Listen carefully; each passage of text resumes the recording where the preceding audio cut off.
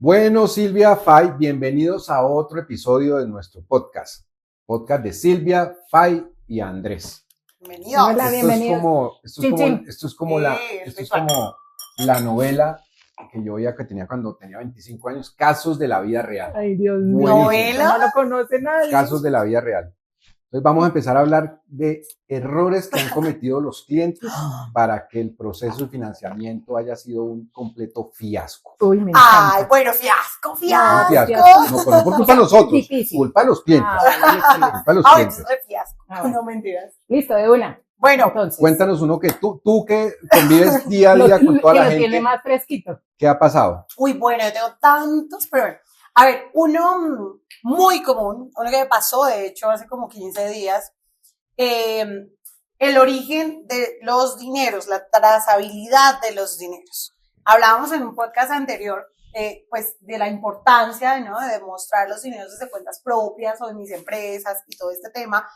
Venimos ya casi al momento del cierre, se le dice al cliente... Un segundo, Fay, que cierre. bueno, muy importante. Cierre, a ver, cierre. Para los que nos escuchan por primera vez o algo.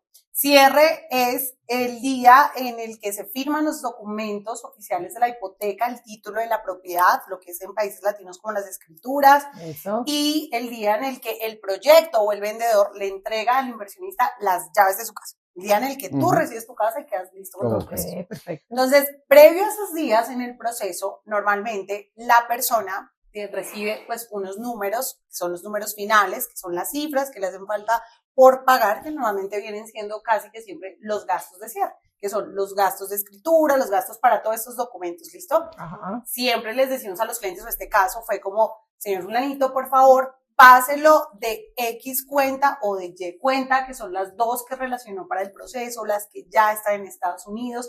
Importante que ese dinero que salga de ahí venga igual de sus cuentas en su país de origen, o sea, todo suyo. Y el día, cuando tuvo que pasar los dineros, apareció mágicamente la tía de, es que tengo negocios en mi país de origen con mi tía, me debía un dinero, ella me transfirió eso a la cuenta. Eso es terrible. Entonces, ¿qué pasa en este punto? Es como, Dios mío, todo lo que hicimos, mes y medio, casi 2 meses, pues tiene un contratiempo terrible ya, o sea, en el momento del cierre, en todo, que toca empezar a solucionar, obviamente.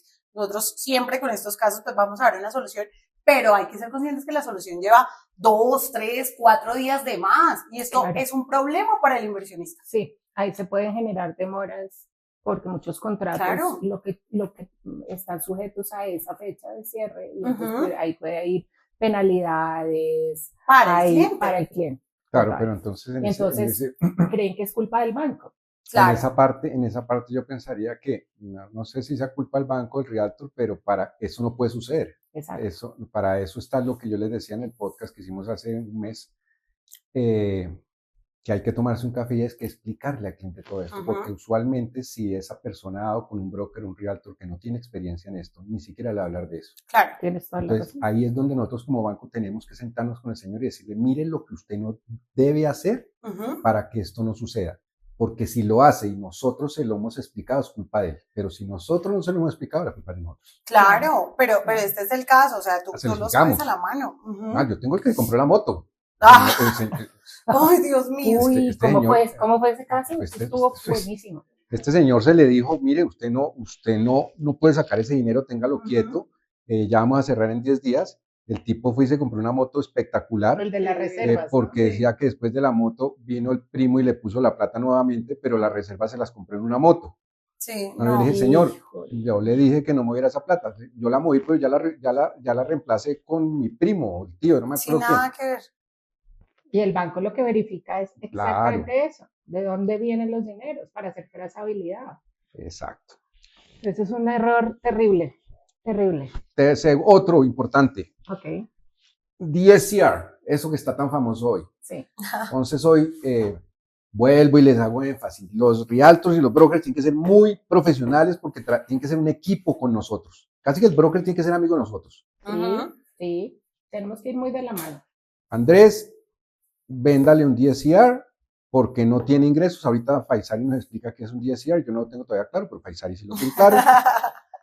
Porque el señor no tiene ingresos, sino que quiere ser basado en la renta y déle el 70. Le digo al broker, error. Yo se lo puedo ofrecer, pero depende del análisis de renta de la zona. No le diga nada de eso, Andrés, porque se me daña la venta. Claro. Wow. Error, claro. Pues no, yo seguí, el error fue mío, seguí el consejo del broker, y cuando llegó el momento del cierre y que se hizo el avalúo sobre la renta, la renta no le dio. Ay. Entonces explícanos ahí, eso fue tremendo rollo. Claro, porque es que, bueno, para los que no... Ahí la broker me echó la culpa a mí. Cuando yo se lo dije a ella, hay que explicarle al cliente lo que es un DSCR. Es que no es vender un DSCR porque sí se vendió. Hay que explicarle qué es eso. Claro, las condiciones. Y la broker era tan buena gente, tan linda y tan querida, que yo dije, no, pues... Claro. Y tú también, por sacarle el negocio. Ahí cometí el error yo. Porque después terminé yo culpable. Claro. Y es que, ¿qué pasa con eso? Digamos que, por eso como comentábamos en podcasts anteriores, el estructurar el proceso desde el inicio es clave porque hay que conocer la situación del inversionista y hay que saber qué quiere y qué se puede hacer con la propiedad que compró, ¿no? Ser muy claro, ¿no? Claro, porque, clarísimo, porque, digamos, ¿qué pasa con este tipo de procesos? El DSCR es un programa muy bueno, digamos, facilita muchísimo un proceso de crédito cuando tiene una condición de tiempos, por ejemplo, que debe ser un proceso más rápido que el tradicional. Este es un crédito que se saca en mucho menos tiempo, un par de semanas menos. Y también es clave cuando la persona de pronto no tiene la facilidad de mostrar sus ingresos, ¿no? Eso es vital. Claro. Entonces, si tú me dices, no, mira, Fay, es que yo no puedo enviarte mis certificados laborales por X, Y motivo, entonces hagámoslo sobre la propiedad. Entonces, ¿qué pasa? Este programa permite que, de acuerdo al resultado del avalúo, se pueda hacer una proyección de rentas y que si esa renta cubre el porcentaje que las personas están solicitando de préstamo, los gastos mensuales que refleja ese porcentaje, pues vamos con ese préstamo. Pero si no alcanza a cubrirlos, pues indudablemente el banco va a empezar a bajar el préstamo hasta que se cumpla la renta con los gastos que dan de acuerdo al monto del préstamo. Y entonces en ese caso, ¿qué pasó, Rivera? O sea, es decir, al cliente no le dieron el 70%. No. ¿Y ahí qué pasó? Muy hábilmente, Harmony Loan lo pasó en privado. Ok. Y soluciones que damos. Que un privado, que ahorita hablamos de eso, que la gente dice que la gente ve eso como un préstamo malo, cuando a mí personalmente, Andrés Rivera, me parece un programa excelente, sí, lo vendo muchísimo, pero tocó arreglarlo con un privado. Obviamente con esa señora Rialto ya no tenemos... terminamos. Terminamos, pero yo creo que hay otros casos que nos han pasado donde no es que no le aprueban al cliente, sino que le empiezan a bajar el monto del préstamo. Entonces, si el cliente está preparado solamente para un 70%, por ejemplo, porque solo tiene el 30% de cuota inicial, pues yo creo que desde un principio la solución es decirle, no está en nuestras manos, porque nosotros no manejamos la tasación o el valor de la renta, pero usted tiene que empezar a prepararse a tener un 5 o un 10% adicional por si no llegas. Claro, obvio que es un trabajo en equipo con la Realtor, porque si la Realtor, ellos saben y conocen más o menos en cuánto se puede llegar a rentar la propiedad, o sea, es decir, pero yo creo que si se le habla desde un principio, podemos empezar a hacer cambios en el préstamo, por un lado. Y si ya definitivamente el tema, como te pasó a ti, estuvo terrible, pues hay otras opciones de financiación.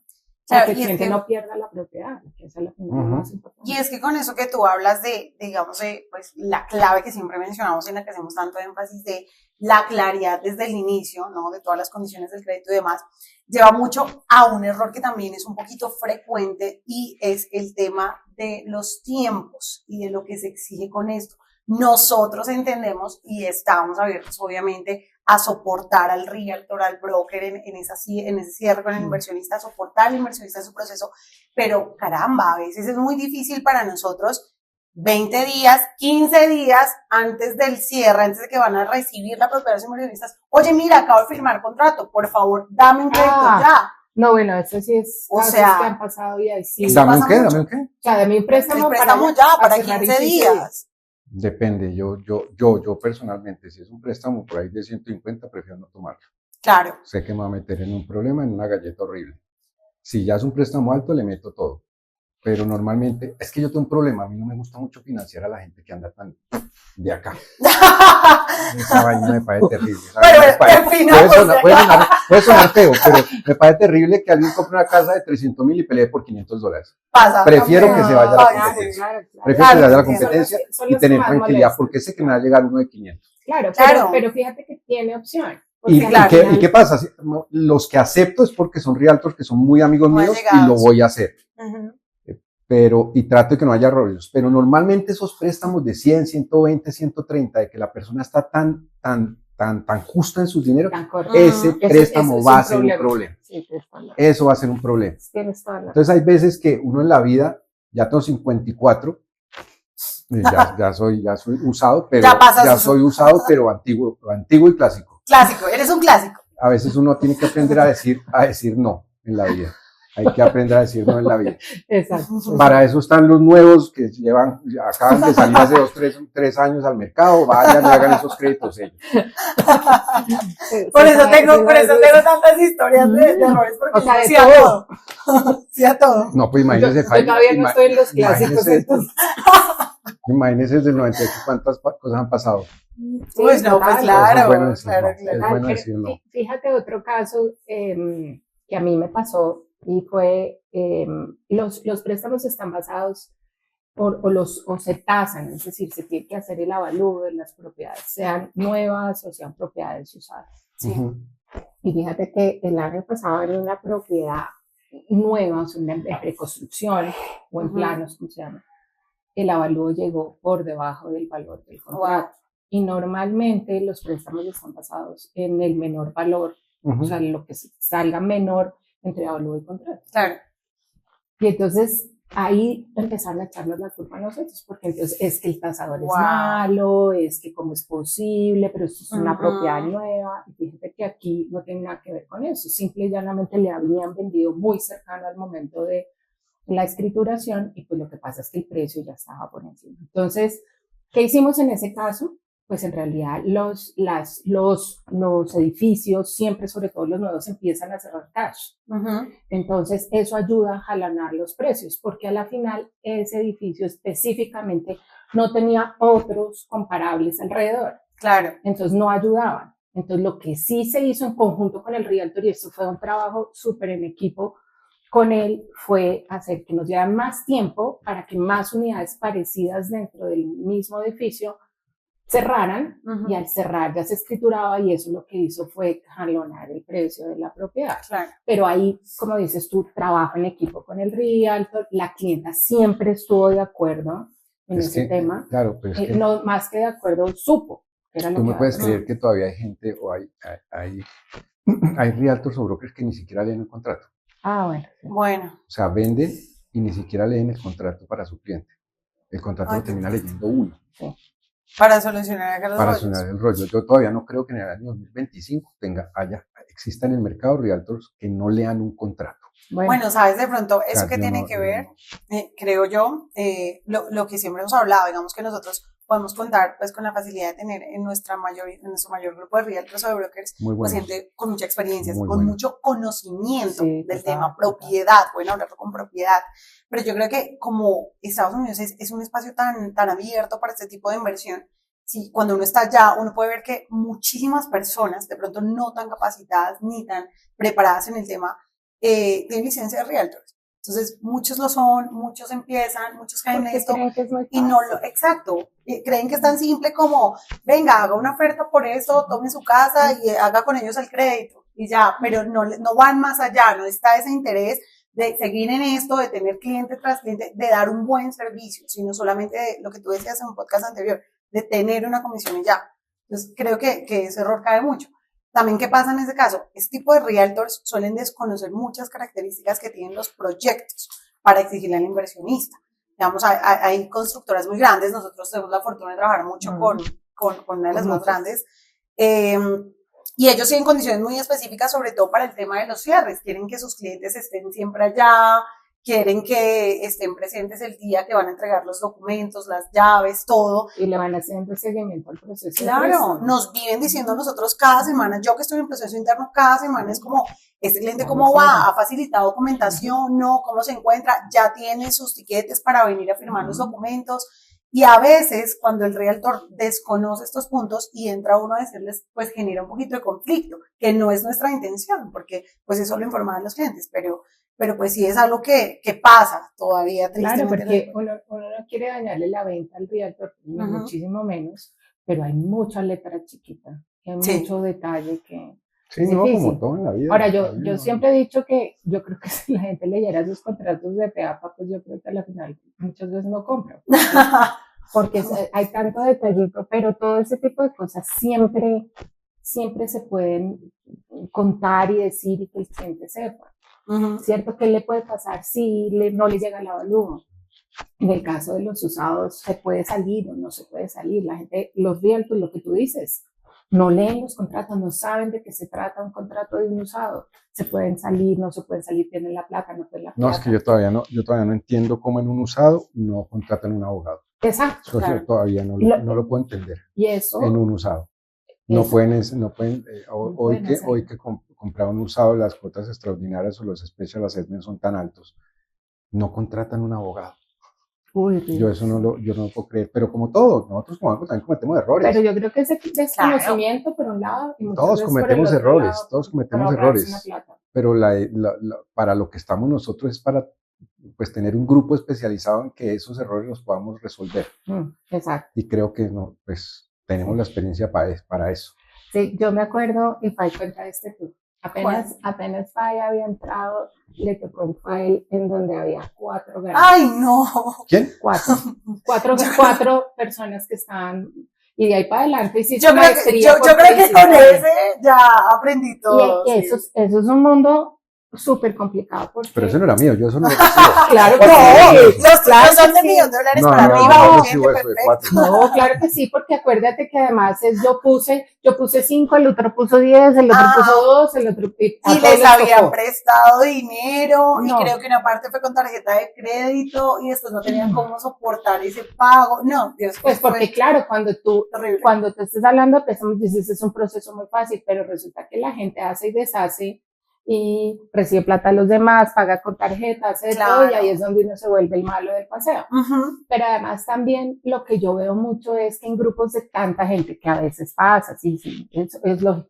Yo ya mandé los papeles y resulta que él mandó uno y le faltó los otros 3. Y entonces luego manda el otro y entonces el otro pasa otro día y así. Y esto ¿Sabes qué me ha dado mi corta experiencia, mi bagaje en estos procesos respecto a ese punto? Digamos que cada vez caemos nosotros, ahí un poquito lo que dice Andrés de nuestros errores. Creo que un error o una falencia nuestra es que a veces somos muy técnicos. Entonces y en inglés, y esto y así, y punto. Lo que yo he, digamos que optado para mis procesos, de acuerdo a esa experiencia, es darle a la gente esa información. Statement de tal tiempo, no, mira, saca tu estado de movimientos, tu extracto bancario de tal a tal fecha, en su idioma, en su coloquialidad. Desmenuzadito. Sí, un poquito.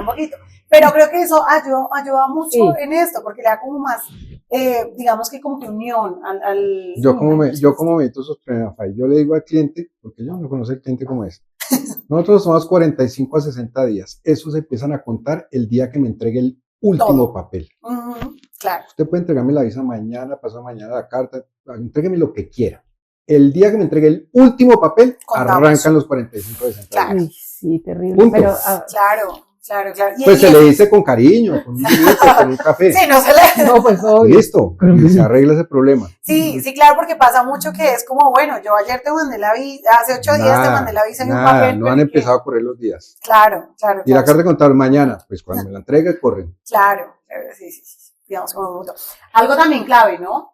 Acá de pronto tocando un tema que no es nuestra experticia, pero que hace parte de nuestro proceso, y es el tema de cuando los inversionistas pues amparan su propiedad, ¿no? Y constituyen una sociedad. Y entonces viene el tema de los porcentajes para aplicar. Entonces acá hay que introducirlos un poquito en el tema de qué piden los bancos para esos porcentajes. Exacto. O sea, cada uno tiene un porcentaje diferente. Estás hablando de los porcentajes de la sociedad. Cada uno es diferente. Precisamente para eso es otra vez lo mismo que hemos dicho. Nos sentamos. Es que todo es la asesoría. O sea, todo es así porque lo que puede ser para unos no puede ser para otros. Pero... A mí me tocó una cliente, arrancamos lo más de bien y la boda estaba ahí, se divorció. ¡Ay, Sí, sí me acuerdo. Tan bravo. Entonces me llama Andrés, me divorcié. ¿Qué tengo que hacer yo? Volver otra vez con ese man. Después de que cierre divorcio, si no yo lo para el carajo, pero ahorita no se divorcia. Pero no fue el día anterior. No, porque ese fue el mío. Ese fue otro que encontró al esposo. ¿Cómo se va a divorciar? Yo le decía además, ¿cómo se va a divorciar? Espere que le quede el apartamento. O sea, dele un beso, dele algo, que no sea tonta. Y semejante rollo que me armó. Pero ese lo hiciste muy bien, porque ha querido seguir en procesos, ha hecho más inversiones. Ese fue tremendo rollo. No, yo hasta terminé diciéndole, ¿por qué si divorciar si yo le ayudo un poquito a arreglar ese matrimonio? Acá, no. Piensen pero ahí yo resalto eso, acá tenemos a un experto en créditos y casi que asesor matrimonial. Así vuelve.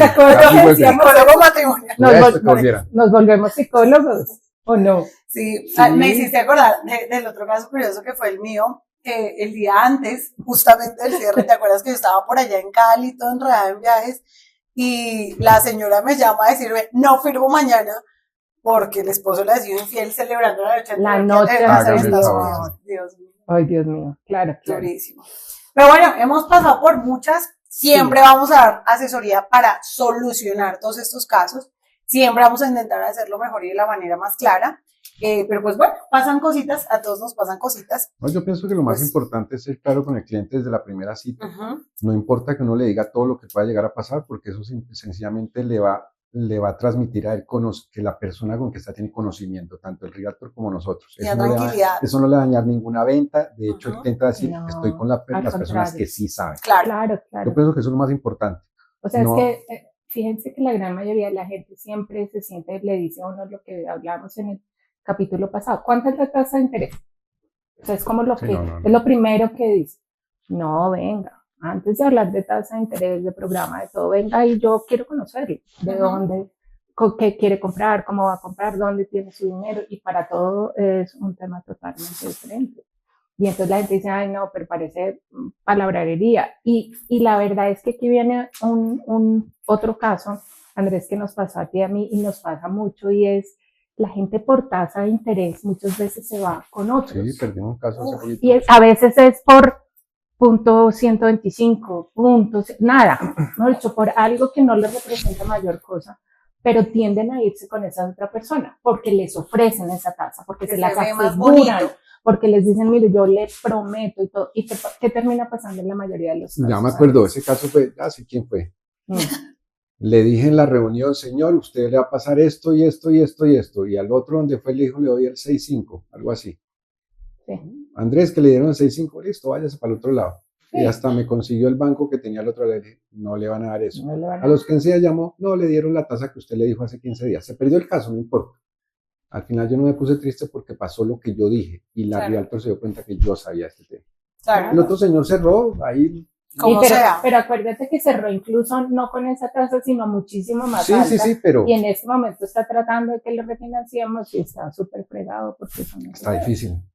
No pero hay un dicho que el que no viene ahora viene después. Sí, claro. Lo tengo clarísimo. Porque es muy horrible hablar de la competencia porque acá hay negocio para todo el mundo puede ofrecer no, hay cosas que nosotros también le hemos embarrado. Pero por eso, es decir, pues, hay otros casos en que de pronto la competencia o otros bancos o algo le dan una mejor tasa. Perfecto. Que existe. Existe, no hay problema. Lo que no está bien es esa gente que te promete cosas y después te viene con mentiras, que es lo que nosotros intentamos y tratamos, y no voy a decir que somos perfectos, pero tratamos de mantener con el cliente una línea de comunicación que sea clara, o sea, tratar de decirle, vea, esto pasa y si me cambia la tasa es por esto y esto. Entonces, pues yo creo que ahí es donde... Yo decía en la presentación anoche, ustedes nos dicen, Andrés, que ustedes son caros, y yo le decía, nosotros no somos los más caros, no somos los más baratos, pero somos los mejores. Sí, eso es cierto. Somos los mejores. Entonces, si usted quiere irse por $1,000 o $2,000, váyase para otro lado donde no van a ser los mejores. Garantía de proceso. Eso es comprarse usted un Ferrari y meterle llantas y collantas o Goodyear, una vaina de eso. Sí, total. Bueno. Total. No sé si tienen algún otro caso que les parezca importante, porque yo creo que... No tanto los casos ya, porque lo que... Como errores que la gente comete. Como para que la gente entienda, no somos perfectos, nadie es perfecto en esta vida. Tratamos de hacer nuestro trabajo lo mejor que podemos, nos involucramos en el proceso 100%, pero sí siempre traten de asesorarse de personas que realmente sepan de esto. No solo en finca raíz, si van a comprar un caballo, que sepa de caballos, o sea, gente que sepa. Y la gente que sabe, los que son buenos, no son baratos tampoco. Sí. El mejor abogado no es más barato, pero es el que lo va a sacar a usted el problema. Sí, y vea, suena repetitivo esto, pero es que de verdad estamos a la vuelta de una llamada. No, y además, de que nos visiten, además, de que nos vean. Usted está resguardando un capital que usted ha trabajado toda su vida. Importantísimo. O sea, toda su vida usted ha trabajado para poderse comprar una casa. Exacto. Esa casa.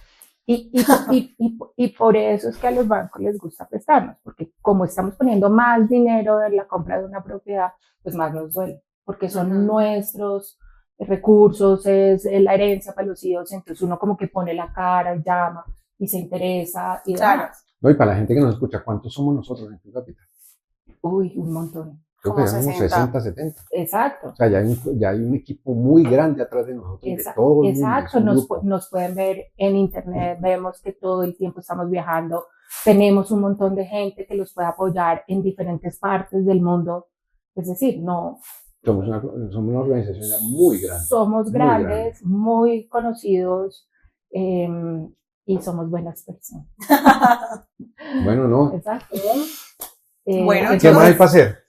Pues el próximo podcast va a estar muy interesante también, va a tener un poquito de tema técnico, teórico, y vamos con también unas experiencias para que podamos verlos aplicadas al tiempo. El próximo podcast, acuérdense que tenemos lo que dice Faisal, y vamos a dar los tips para que un financiamiento sea lo peor que haya pasado en la vida de ustedes. Lo peor que haya pasado. Esa era la sorpresa del podcast. O sea, el próximo podcast es el demonio, hágalo así y va a ser un demonio. Hágalo así si lo que le digamos ese día, hágalo y va a ver que no vuelve a refinanciar ni a financiar una propiedad en Estados Unidos. Ay, buena idea. Bueno, maestros, salud. Salud, muchas gracias por el tiempo. Gracias. Oiga, el vinito está bueno. Chileno.